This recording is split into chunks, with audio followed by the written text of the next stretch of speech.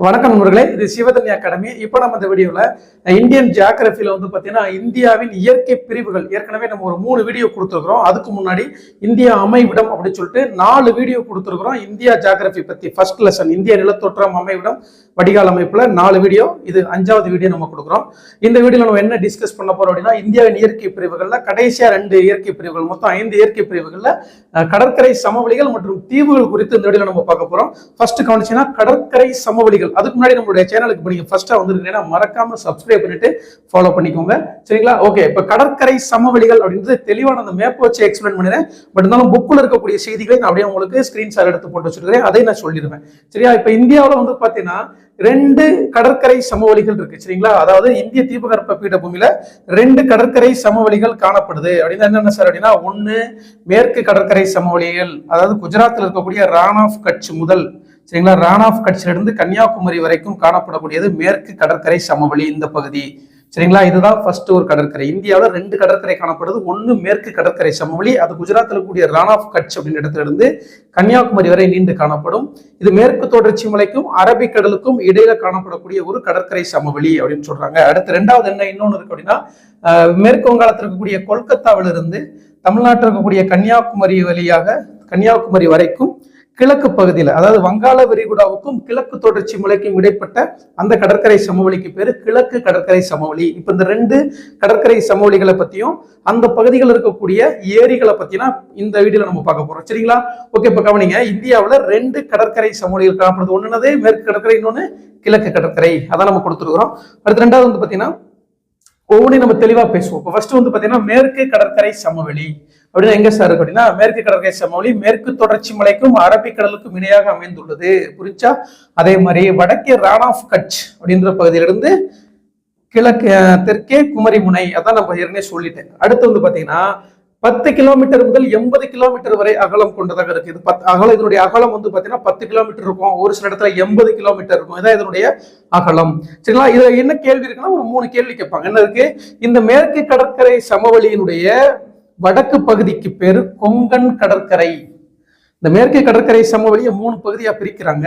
அதுல வடக்கு பகுதிக்கு பேரு கொங்கன் கடற்கரை, தெற்கு பகுதிக்கு பேரு கேரளா பகுதியில அதுக்கு பேரு மலபார் கடற்கரை. ரொம்ப முக்கியம், தெற்கு பகுதியில அதற்கு பெயர் என்ன அப்படின்னு கேட்டாங்கன்னா மலபார் கடற்கரை. தெற்கு பகுதியில் மலபார் கடற்கரை எனவும், சரிங்களா, வடக்கு பகுதியில் கொங்கன் கடற்கரை எனவும் அழைக்கப்படுது, கொங்கன் கடற்கரை. அதாவது அதே மாதிரி மத்திய பகுதியில, அதாவது மேற்கு கடற்கரை சமவெளியினுடைய வடக்கு பகுதி கொங்கன் கடற்கரை மும்பை பக்கம், தெற்கு பகுதி கேரளா பக்கம் அதுக்கு பேரு மலபார் கோஸ்ட். அதே மாதிரி மத்திய பகுதியில கர்நாடகா பகுதியில் அதுக்கு பேரு கனரா கடற்கரைன்னு பேரு. கர்நாடகா பகுதியில் அதுக்கு பேர் என்ன பேரு? கனரா கோஸ்ட். இந்த பகுதியில் அதுக்கு பேர் என்ன பேர் கேட்டாங்கன்னா கனரா கடற்கரை. இல்லாத காயல்கள் இங்க காணப்படுது, உப்பங்கழிகள் காணப்படுது. அதுல ஒரு ஏரி தான் என்னது? வேம்பநாடு ஏரி, சரிங்களா? வேம்பநாடு லேக் மேற்கு கடற்கரை பகுதியில் காணப்படக்கூடிய ஏரிக்கு பேரு வேம்பநாடு ஏரி. எந்த மாநிலத்தில் இருக்கு? கேரளாவில் இருக்கு. இந்த கேள்வி கேட்டுக்கிறாங்க, வேம்பநாடு ஏரி எந்த மாநிலத்தில் உள்ளது? கேரளாவில் உள்ளது. அப்படி நம்ம கிழக்கு கடற்கரை பகுதி போனோம் அப்படின்னா, கிழக்கு கடற்கரை எங்க இருந்து எங்க வரைக்கும் நீண்டு காணப்படும் சார் அப்படின்னா, கிழக்கு கடற்கரை அப்படின்றது மேற்கு வங்காளத்தில் இருக்கக்கூடிய கல்கத்தாவில இருந்து தமிழ்நாட்டில் இருக்கக்கூடிய கன்னியாகுமரி வரை நீண்டு காணப்படும், சரிங்களா? இங்கேயும் பாத்தீங்கன்னா இந்த கிழக்கு கடற்கரை சமவெளியிலையும் பாத்தீங்கன்னா நிறைய ஏரிகள் இருக்கு, அது ஒவ்வொன்றையும் பேசுவோம். இப்ப இந்த கிழக்கு கடற்கரை சமவெளியை 2ஆக பிரிக்கிறோம். எப்படி சார் அப்படின்னா, நல்லா கவனிச்சுக்கோங்க. மகாநதிக்கும் கிருஷ்ணாவுக்கும் இடையே, நம்ம சொன்னது அதே தகவல் தான் இங்க இருக்கும், சரிங்களா? இச்சமவெளி கிழக்கு நோக்கி பாயும் ஆறுகளால் படிய வைக்கப்பட்ட வண்டல் படிவுகளே அதால் உருவானது. இந்த கிழக்கு கடற்கரை சமவெளி எப்படி உருவாச்சுன்னு கேட்டாங்கன்னா, கிழக்கு நோக்கி பாயக்கூடிய மகாநதி, கோதாவரி, கிருஷ்ணா, காவேரி போன்ற ஆறுகளுடைய வண்டல் படிவுகளால் உருவானதுதான் இந்த கிழக்கு கடற்கரை சமவெளி, சரிங்களா? இந்த கிழக்கு கடற்கரை சமவெளியை 2ஆக பிரிக்கிறோம். அதாவது மகாநதின்ற ஒரு ஆறு இருக்கு, ஒடிசாவில் பாயக்கூடிய ஆறு. கிருஷ்ணா அப்படி சொல்லக்கூடிய ஒரு ஆறு இருக்கு, ஆந்திர பிரதேசத்துல பாயக்கூடிய ஆறு. இந்த மகாநதிக்கும் கிருஷ்ணாவுக்கும் இந்த இடைப்பட்ட பகுதி எவ்வாறு அழைக்கப்படுதுன்னா வட சர்க்கார். இவ்வளவுதான் கேள்வி. மகாநதிக்கும் கிருஷ்ணாவுக்கும் இடைப்பட்ட பகுதி எவ்வாறு அழைக்கப்படுகிறது? வட சர்க்கார் அப்படின்னு அழைக்கப்படுது. இவ்வளவுதான் கேள்வி இருக்கு. அதுக்கடுத்து பாத்தீங்கன்னா கிருஷ்ணாவுக்கும் காவேரிக்கும் இடைப்பட்ட பகுதி, கிருஷ்ணா மற்றும் காவேரிக்கு இடைப்பட்ட பகுதி சோழ மண்டல கடற்கரை என அழைக்கப்படுகிறது. சோழ மண்டல கடற்கரை. இவ்வளவுதான். சரி, இப்ப இந்த கிழக்கு கடற்கரை ஈஸ்ட் கோஸ்ட் பிளைன் இந்த சைடு என்ன சிறப்பு இருக்குன்னா, இந்த சைடு ஒரு 3 ஏரிகளை பத்தி தெரிஞ்சுக்க போறோம். சரிங்களா? அந்த மகாநதியினுடைய தெற்கு பகுதியில ஒரு மிகப்பெரிய ஏரி இருக்கு. சரிங்களா? இங்க கிழக்கு கடற்கரை பகுதியில மகாநதியினுடைய தெற்கு பகுதியில ஒரு மிகப்பெரிய காயல் ஏரி, அதுதான் இந்தியாவிலேயே மிகப்பெரிய காயல் ஏரி.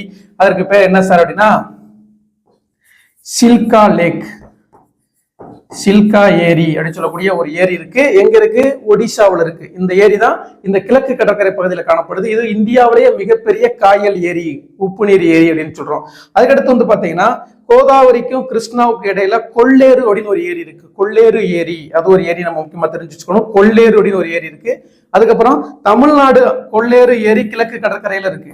அப்ப கேள்வி எப்படி நம்ம கேட்பாங்க, கீழ்கண்டவற்றுள் எது கிழக்கு கடற்கரையில் காணப்படாத ஏரி அப்படி கேட்பாங்க. அப்ப வந்து கொள்ளேறு, சில்கா, அடுத்து வந்து பாத்தீங்கன்னா தமிழ்நாடு ஆந்திரா எல்லையில இருக்கக்கூடிய பழவேற்காடு அல்லது புலிக்காட்டு, இந்த 3 கொடுத்துட்டு வேம்பநாடு கொடுத்தாலும் நம்ம என்ன பண்ணணும், வேம்பநாடை செலக்ட் பண்ணணும். இந்த மாதிரி தான் நம்ம படிக்கணும். ஏன்னா கொஸ்டின்ஸ் வந்து இப்படி கூற்று காரணம், பொருந்தாதை கண்டுபிடி, தொடர்பில்லாத ஒன்றை கண்டுபிடி, அப்படிதான் கேட்கறாங்க. நல்லா கவனிச்சுக்கோங்க. இப்ப கிழக்கு கடற்கரையில 3 ஏரிகள், முக்கியமான ஏரிகள் பார்த்துருக்கிறோம். ஒன்னு சில்கா, எங்க இருக்கு? மகாநதிக்கு தெற்கே ஒடிசாவில் இருக்கு. இன்னொன்னு கொள்ளேறு ஏரி, கிருஷ்ணாவுக்கும் கோதாவரிக்கும் இடைப்பட்ட பகுதியில் காணக்கூடிய ஒரு ஏரி தான் கொள்ளேறு ஏரி. அடுத்து வந்து பாத்தீங்கன்னா தமிழ்நாடு ஆந்திரா பார்டர்ல ஒரு ஏரி இருக்கு.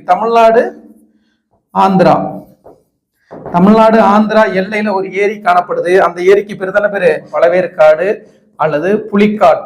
ரொம்ப முக்கியம், இந்த கொஸ்டின் கேட்பாங்க. அப்ப என்ன கேள்வி கேட்பாங்க, தமிழ்நாடு ஆந்திரா எல்லையில் காணப்படக்கூடிய ஏரி எது? அப்ப என்ன ஏரி? புலிக்காட்டு ஏரி. இவ்வளவுதான். மேற்கு கடற்கரை சமவெளியும் கிழக்கு கடற்கரை சமவெளியும் கொஸ்டின்ஸ் இவ்வளவுதான். இது போக ஏரி பத்தி இன்னொரு முக்கியமான கொஸ்டின் தெரிஞ்சுக்கணும். இந்தியாவிலேயே மிகப்பெரிய நன்னீர் ஏரி அப்படின்னு சொல்லக்கூடிய ஊலார் ஏரி எங்க இருக்குன்னா காஷ்மீர்ல இருக்கு. கூடுதலான தகவல், ஊலார் ஏரி காஷ்மீர். இது ஒரு முக்கியமான தகவல், தெரிஞ்சுச்சுக்கோ. இவ்வளவுதான்ப்பா ஏரி, அதாவது கடற்கரை சமவெளிகள் இவ்வளவுதான். அடுத்து நம்ம என்ன பார்க்க போறோம் அப்படின்னு வந்து பாத்தீங்கன்னா தீவுகள். இந்தியாவில் காணப்படக்கூடிய தீவுகளை பத்தி பார்க்க போறோம். ஏன்னா ஏற்கனவே 3 பெரும் பிரிவுகள், அதான் பெரிய டாபிக் அடிச்சதை தனித்தனியா பார்த்தோம். இதுல தீவுகள் அப்புறம் வந்து பாத்தீங்கன்னா கடற்கரை சமவெளிகள் ஒரே வீடியோல பார்க்க போறோம். ரொம்ப சின்ன பகுதி தான். நீங்க நல்லா அந்த மேப் பார்த்தீங்கன்னாலே புரிஞ்சிடும். அப்ப இந்தியாவுடைய தீவுகள் அப்படின்னு வச்சுக்கோங்களேன், அந்தமான் மற்றும் நிக்கோபார் அப்படின்னு சொல்லக்கூடிய 2 பெரிய தீவு கூட்டங்கள் இந்தியாவில் இருக்கு. நிறைய தீவுகள் இருக்கு, பட் இருந்தாலும் பெரிய தீவு கூட்டங்கள், ஒரு யூனியன் பிரதேசமா இருக்கு அப்படின்னா 2 தீவு கூட்டங்கள் இருக்கு. ஒன்னு அரபிக்கடல் பகுதியில் காணப்படக்கூடிய லட்சத்தீவுகள், அதே மாதிரி அந்தமான் நிக்கோபர் தீவுகள் வங்காள விரிகுடாவில் காணப்படுது. இது 2 பத்தி நம்ம தெளிவா தெரிஞ்சுக்கிட்டோம்னா இந்த டாபிக், இந்த பாடத்துல, அதாவது இயற்கை அமைப்பு ஃபுல்லா முடிஞ்சிடும். சரியா? அடுத்து பாருங்க, இந்த தீவுகள் வந்து பாத்தீங்கன்னா அந்தமான்ல 572 தீவுகள் இருக்கு. அந்தமான் நிக்கோபர் தீவுகளில் உள்ள தீவுகளின் எண்ணிக்கை 572 தீவுகள். லட்சத்தீவுகளை 27 தீவு கூட்டங்களை கொண்டிருக்கு. லட்சத்தீவுல 27 தீவுகள் இருக்கு.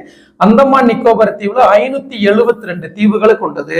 இது ஒவ்வொன்றா நம்ம பார்த்துருவோம். சரிங்களா? அடுத்து பாருங்க, இவற்றில் அந்தமான் நிக்கோபர் தீவுகள் புவி உள் இயக்க விசைகள் மற்றும் எரிமலைகளால் உருவானது. இந்தியாவின் ஒரே செயல்படும் எரிமலை, ரொம்ப ரொம்ப முக்கியம்.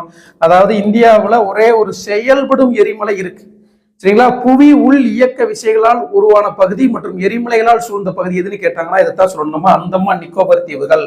இங்க ஒரே ஒரு செயல்படும் எரிமலை இருக்கு. இந்தியாவிலேயே ஒரே செயல்படும் எரிமலை, அதுக்கு பேரு பாரன் தீவு அப்படின்னு சொல்லக்கூடிய ஒரு எரிமலை இந்தியாவில் இருக்கு. அது எங்க இருக்குன்னா அந்தமான் நிக்கோபர்ல தான் இருக்கு. அடுத்து வந்து பாத்தீங்கன்னா இப்ப தனியா நம்ம அந்தமான் நிக்கோபரை பத்தியும் லட்சத்தீவுகளையும் பத்தி பாத்துட்டோம்னா அவ்வளவுதான், பாடம் முடிஞ்சு. சரிங்களா? இப்ப பாருங்க, அந்தமான் நிக்கோபர் தீவுகள் இது கடலடி மலைத்தொடர் மேல் பகுதியாக அமைந்துள்ளது. பூமத்திய ரேகைக்கு மிக அருகில, அதாவது வந்து பாத்தீங்கன்னா 6.45 6°45' வடக்கு பகுதியில நிக்கோபர்ல இந்திரா முனை அப்படின்னு ஒரு இடம், அதான் இந்தியாவுடைய தென்கோடி முனை, அங்கதான் இருக்கு. இந்தியா வந்து பாத்தீங்கன்னா ஆக்சுவலா கரெக்டா வந்து பாத்தீங்கன்னா அதனுடைய நம்மளுடைய அச்ச பரவல் வந்து 6°45' இந்திரா முனை, பிக்மிலியன் சொல்லக்கூடிய இந்திரா முனை நிக்கோபருடைய எண்டு, அங்க இருந்து தான் ஸ்டார்ட் ஆகுது. சரிங்களா? அதே மாதிரி நிக்கோபர் அதாவது பூமத்திய ரேகைக்கு மிக அருகில் இருக்கிறதுனால ஒரு வெப்பமண்டலமாகவும் இருக்கும், அதான் கொடுத்திருப்பாங்க. பூமத்திய ரேகைக்கு மிக அருகில் இருப்பதால் அதிக ஈரப்பதம் கொண்டதாகவும் அதிக வெப்பநிலை கொண்ட காலங்களையும் இங்க அந்தமான் நிக்கோபர்ல நிலவுது. அதே மாதிரி இங்க காடுகள் அதிகமா காணப்படுது. இந்த தீவினுடைய பரப்பளவு 8249, கண்டிப்பா தெரிஞ்சு வச்சுக்கணும். அந்தமான் தீவுகளின் பரப்பளவு 8249 சதுர கிலோமீட்டர், ரொம்ப முக்கியம், இதெல்லாம் பார்த்து வச்சுக்கணும். சரிங்களா? அடுத்து வந்து பாத்தீங்கன்னா இதை 2ஆ பிரிக்கிறாங்க. வடக்கு பகுதி அந்தமான், இந்த அந்தமான் நிக்கோபர் தீவுல 2ஆ பிரிக்கிறாங்க. வடக்கு இருக்கக்கூடிய பகுதி அந்தமான், தெற்கே இருக்கக்கூடிய பகுதி நிக்கோபர் அப்படின்னு அழைக்கப்படுது.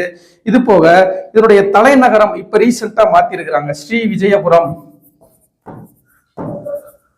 அதாவது பிரிட்டிஷ்காரங்க காலத்துல அதுக்கு போர்ட் பிளேயர் அப்படின்னு அதனுடைய தலைநகரம் இருந்துச்சு. அந்த பேரை வந்து இப்ப என்ன மாத்திட்டாங்கன்னா, நம்ம புக்ல படிக்கிறப்ப போர்ட் பிளேயர் அப்படின்னு இருக்கும். இது கரண்ட் அஃபேர்ஸ். இப்ப கண்டிப்பா கேட்பாங்க, கரண்ட் அஃபேர்ஸ்ல மாத்தி இருக்கிறாங்க.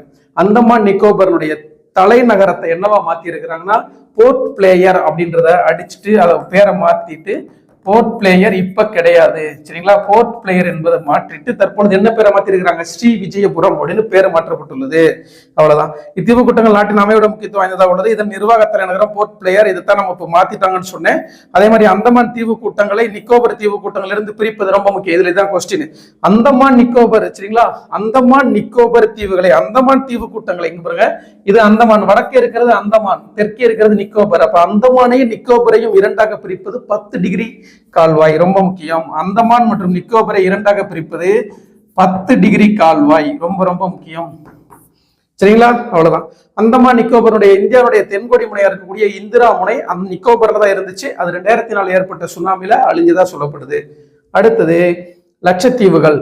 சரிங்களா, திரும்ப கொஞ்சம் லட்சத்தீவுகள் அப்படின்றது இந்தியாவுடைய மேற்கு பகுதியில. லட்சத்தீவு எங்க இருக்கு,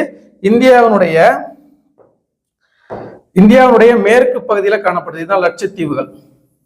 பேருக்கு தான் லட்சத்தீவு. ஆனா எத்தனை தீவுகள் தான் இருக்கு, 27 தீவுகள் தான் காணப்படும். மொத்தம் 27 தீவுகள் தான் இருக்கு. இதனுடைய ஒட்டுமொத்த பரப்பளவே 32 சதுர கிலோமீட்டர் தான். வெறும் 32 சதுர கிலோமீட்டர் தான். சரிங்களா, இதனுடைய நிர்வாக தலைநகரம் கவரத்தி. லட்சத்தீவுடைய நிர்வாக தலைநகரம் கவரத்தி. ரொம்ப முக்கியம். லட்சத்தீவை பத்தி இவ்வளவுதான் கொஸ்டின்ஸ் கேட்பாங்க. சரிங்களா, அடுத்து வந்து பாத்தீங்கன்னா மாலத்தீவையும் லட்சத்தீவையும் இரண்டாக பிரிப்பது 8 டிகிரி கால்வாய். முக்கியமான கொஸ்டின். இந்த டாபிக்ல மாலத்தீவையும் லட்சத்தீவை இரண்டாக பிரிப்பது 8 டிகிரி கால்வாய். இது போக இங்க என்ன சிறப்பு இருக்குன்னா, இங்க இந்த பகுதி என்ன பண்ணாங்கன்னா 1973ஆம் ஆண்டு, சரிங்களா, லட்சத்தீவு, மினிக்காய் தீவு, அமினி தீவு, இந்த 3 தீவுகளையும் சேர்த்து தான் ஒரே பேரா வைக்கிறாங்க. லட்சத்தீவு எந்த வருஷம் வைக்கிறாங்கன்னா 1973. லட்சத்தீவு, மினிக்காய் தீவு, அமினி தீவு, இந்த 3 பேரையும் சேர்த்து லட்சத்தீவுன்னு ஒரே மாதிரி பேர் மாற்றம் செய்யறாங்க. இந்த வருஷம் 1973. இது போக இங்க வேற என்ன சிறப்பு இருக்குன்னா, இங்க ஒரு தீவு இருக்கு, பிட் தீவு. மனிதர்கள் வசிக்காத பறவைகள் சரணாலயமா இருக்கக்கூடிய ஒரு தீவு இருக்கு. அதுக்கு பேரு பிட் தீவு. இதுதான் வந்து பாத்தீங்கன்னா நமக்கு இருக்கக்கூடிய தீவுகள் தலைப்பு. இது போக இந்தியாவில் வந்து பாத்தீங்கன்னா 2 பெரும் தீவு கூட்டங்களை தவிர்த்து சிறிய தீவுகள் மேற்கு கடற்கரை மற்றும் கிழக்கு கடற்கரை, கங்கை டெல்டா பகுதிகளில், மன்னார் வளைகுடா பகுதியிலும் காணப்படுகின்றன. இவற்றில் பல தீவுகள் மனிதர்கள் வசிப்பதில்லை. இத்தீவுகளை அருகாமையில் உள்ள அந்தந்த மாநிலங்களை, ஃபார் எக்ஸாம்பிளுக்கு தமிழ்நாட்டில் ராமேஸ்வரம் அப்படின்னு ஒரு தீவு இருக்கு, குருசொடை அப்படின்னு ஒரு தீவு இருக்கு. சரிங்களா, தூத்துக்குடி பகுதியில் நிறைய தீவுகள் இருக்கு. இது தவிர இதெல்லாம் சின்ன சின்ன தீவுகள். ஆனால் மெயினா இந்தியாவில் இருக்கக்கூடிய 2 தீவு கூட்டங்கள், ஒன்னு வங்காள விரிகுடா பகுதியில் இருக்கக்கூடிய அந்தமான் மற்றும் நிக்கோபர் தீவுகள், இன்னொன்னு அரபிக்கடல் பகுதியில் இருக்கக்கூடிய லட்சத்தீவுகள். இதுதான் நம்ம இப்ப தெளிவா நம்மளுடைய சேனல்ல தொடர்ச்சியா நம்ம வீடியோக்கள் பதிவிட்டுக்கிட்டே வர்றோம். இலவசமாகவே பதிவிட்டு வரோம். எல்லா வீடியோவுமே பப்ளிக்கா தான் இருக்கும். நம்மளோட சேனல் இது வரைக்கும் சப்ஸ்கிரைப் பண்ணாம ஃபாலோ பண்ணினா மறக்காம சப்ஸ்கிரைப் பண்ணிட்டு ஃபாலோ பண்ணுங்க. இந்த தலைப்பு இது வரைக்கும் முடிஞ்சிருச்சு. லெசன் 1ல இந்தியாவுடைய இயற்கை பிரிவுகள் தெளிவா நம்ம நடத்தி கொடுத்துருக்கிறோம். அடுத்த வீடியோவில் இந்தியாவுடைய ஆறுகள் முடிச்சிட்டோம் அப்படின்னா ஃபர்ஸ்ட் லெசன் வெரி கிளியரா முடிச்சிருப்போம். தேவைப்படக்கூடியவங்க அடுத்தடுத்த வீடியோக்குள்ள தொடர்ந்து கவனிங்க. தமிழுக்கான வீடியோக்களும் பதிவிட்டு வரோம். விரைவில் சயின்ஸ் அண்ட் மேக்ஸுக்கான வீடியோக்களும் நம்மளுடைய சேனல்ல வர இருக்கு. இது வரைக்கும் நம்மளுடைய வீடியோ கவனிச்ச அனைவருக்கும் நன்றி, வணக்கம்.